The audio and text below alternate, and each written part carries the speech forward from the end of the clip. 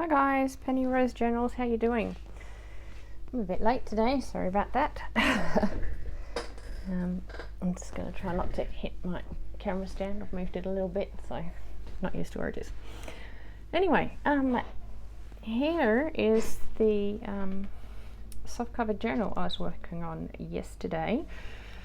As you can see, she's come along a bit, but I will show you exactly what I have done. In fact, I can just pull it apart and do it again. It's not really an issue, most of it anyway. Anyway, I found this big piece of lace that is obviously coffee dyed. I've had this in my stash forever and ever and ever, and I was so pleased when I found it today because I think it is perfect for a closure. So we have this as our closure now. Now I have bound the signature. With a softcover journal, I like to pop the signature in so it's removable. So I bind my signature first and then tie it into the journal. So I've done something a little different with this thing. With this one, I was thinking about it, and I came up with a solution for my problem. We'll see how it works. It seems to be working so far. So anyway, here we have it. This is the journal you saw. Inside, we now have our signature. Now what I have done, obviously I've bound the signature. I've wrapped a piece of lace around 3 times so that it's nice and secure and looks nice as well. But it means our signature is removable, which is fantastic. Means when you use this, you can toss it in a drawer and make another one and pop in. So that's all good. What my problem was if you've ever made soft journals before, you'll know that sometimes it pulls here down the bottom. Can you see that? No. Down here it will pull, and up here it will pull. So I didn't want that so much. I didn't want it to be saggy like that and pull itself out of shape. So what I have done is simply pop in this piece. Now it's removable if you don't like it. It's just the spine of an old book, because of course I've got old book spines lying around. I have hundreds of them. I use a lot of books. I have a lot of book spines. I don't tend to use the spines out of books for spines in my journals, so I cut them out and keep them, because of course I do. So I've just wrapped this one in some muslin and then some lace so that it matches the journal. And I left it long at the top so it will bend over the top of the journal and protect this top section a bit. And you can also, pin something on there, tassel or beads or whatever you'd like, if you would like something dangling from the outside of your journal. It just pops into the pocket here and simply goes underneath all of the lace like so, and it just provides a little bit of support for your journal, and it stops this pulling so hard on your journal cover, which is really all I wanted to achieve. I just didn't want my journal to be sort of saggy and baggy and whatnot. So my journal is just sewn together very simply with 3-hole pamphlet stitch. These are all the papers that we looked at yesterday. I haven't really done anything to any of them. So yeah, I just arranged them in a way that suited me, and I'll add to them and embellish them as we go along together. So I think I added a page, but I don't know what page it was. I have to kind of flick through and see if there's something I can remember adding. I do remember adding something, but no idea what it was, no idea at all. Nope. Maybe I didn't, who knows. Oh, it's this piece. I added this page. It just happened to be on my desk. And I'm like, oh look, a page that's running across. That's probably the only one in the whole book. So yeah, that's the one I added. So like I say, she's easy to remove. Just pop her between the spine reinforcement and the lace, and she's in. She's secure. She's not going anywhere. So yeah, that was my idea for just providing a little bit of support for the spine of the book. So yeah, as you can see, it just sort of gives it a spine. Like I say, it's just tucked into that pocket, so it's absolutely removable. All of this lace is just tied in a bow at the back, so again, you could change that style of way to hold it in. You could put elastic or whatever you'd like there. But yeah, that's her. So this is as far as I got, and you can see everything that I've done without me actually having to do it on camera, which is brilliant. So I will, now that I've popped it all back together, pull it all apart again, because it will be easier to work on outside of our journal. So let's pop that aside, and we can do a little bit of work on our signature together so you can see what's happening. Now I have a glue book somewhere. What do I have for a glue book? I have an old how to use your iPhone book that I inherited from somebody somewhere along the line. Now I pulled in a bunch of stuff that I thought I would like in here. Again, it always looks like an enormous amount of stuff. It's probably all going to fit in here. I don't know, maybe it won't, maybe it will. But here it is. There is a bit of it. just a bit, just a little bit. Okay, that's what I want to put in there. Drop some on the floor. Only one piece. So there we have it. That's our pile. So who's gonna bet we can't fit all that in there? We shall see. Anyway, I'll pop that to the side a little, and we will start. I also have my scrap paper bin here. I will probably put some scrap paper on these pages, for instance, where you might want to write rather than reading some religious text that's on there. So first thing I'll do is dig out the little pockets and whatnot that I have here in my pile. I know I pulled some out. Here is one. Here's another one. Another one, and I know there's at least one more.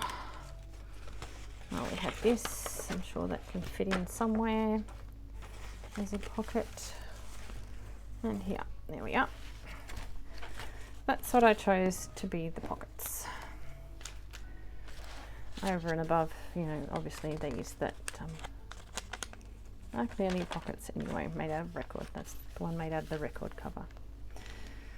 So I think what we will do, we'll find our first pocket, which is here. This is a pocket that's already made.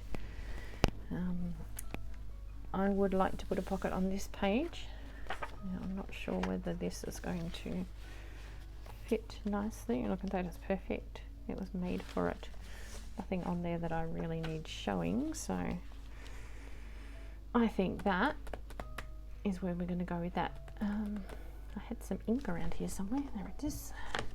I have some Distress Oxide. This stuff works better than ink, I think. So it could be just that it's newer and more juicy than my ink. So, because I have just the ink of, this is Grand Espresso. And although it is dark, it doesn't like this. So yeah, I guess it just depends what you like. Do a little bit of ink on the corners. Yeah. Grunge that up just a little bit, because I feel like it. Our good old trusty Helmars.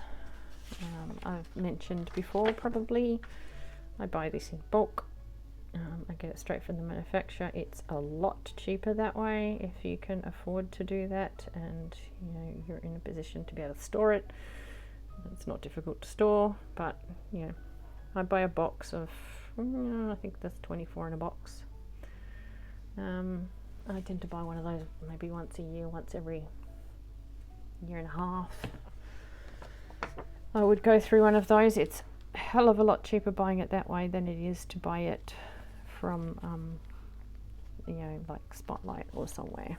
So, and Helma quite happy to sell it to you that way. So, yeah, just something to keep in mind because it is expensive. All of our supplies are expensive. Glue is particularly so, and we use so much of it. So, where you can make savings, it is probably worth making savings. Righto, we have a pocket that lies from the side here. Nice big pocket. Okie dokie. Oh, on the back of that, I might just pop some paper on there. What have I got floating about in my box of tricks here? Got a bit of paper bag. Also made for it. Look at that. I'm going to put that right at the top because it will cover that picture, and although the picture is not unattractive, it's a bit bright and cheerful for my journal. I really want to keep things just sort of neutral, so I am just simply gluing these pages together. Eventually they will be thick enough for me to use as a front cover lining for a book. I will simply glue this on with some glue stick.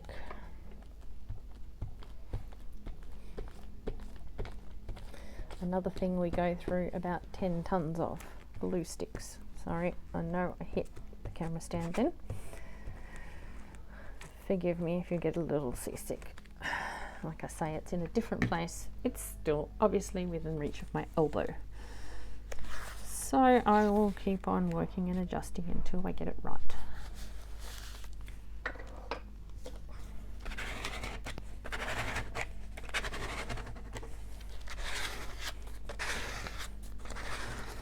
Right, there we have a little bit of writing space. I made some of these today. You may have seen my cookie papers, the same as Bonnie makes. It's like that Bonnie and Clive. She made them first. These are all the trimmings off the edges. I just stapled them together and glued a little paper flowers made from book pages on the front. And I'm going to pop one there because it's pretty. Yes, I cut all the edges off of them today and realised that now I have other paper scraps. I have scraps from my paper scraps, so that's fantastic because you'd hate to run out of paper scraps. So these were born. I haven't glued them at all, they're just stacked together and stapled, so I'm going to pop a little bit of glue under it just to give it a bit more stability. And there we go. Can you see that? Are you in frame? I am in frame. Good, good. I just never know because I move around. So there we go. Now I've done two pockets there. There's this pocket. I might cover that up a bit too. I am going to leave this picture here because it suits the neutral sort of theme. I'm happy with that, but I am going to cover up this, so let's find something to cover that with.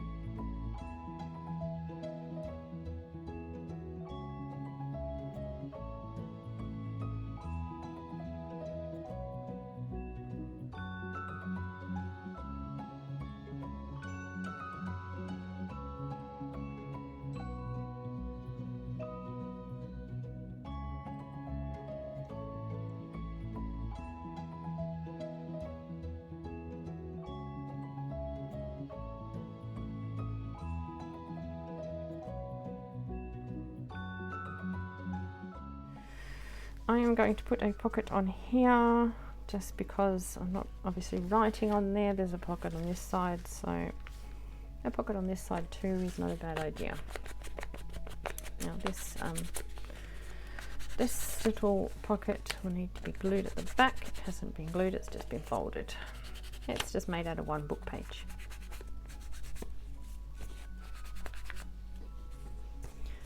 If you would like to see, I just folded the top to give it a bit more structure. I've also folded the bottom to give this pocket a bit more structure. Just folded it up like so. Ta-da, pocket. Simple as that. Simple, simple, simple.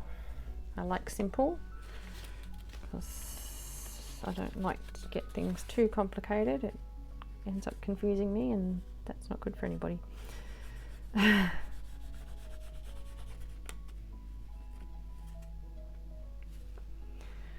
Right, we need to glue the bottom of this pocket also. Clearly a very important step that you don't want to miss.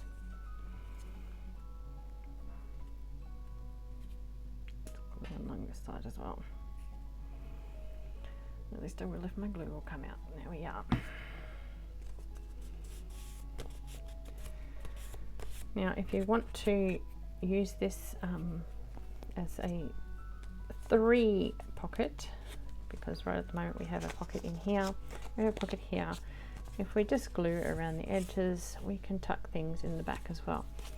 If we're going to do that, I would suggest just popping a little bit of glue underneath these folds just to keep them where they should be, rather than having them catch on anything you're trying to pop in the back. I mean, you're going to probably hit them from time to time, which will slow you down putting things in the pocket, but you should be able to get things past it as long as it's glued down securely.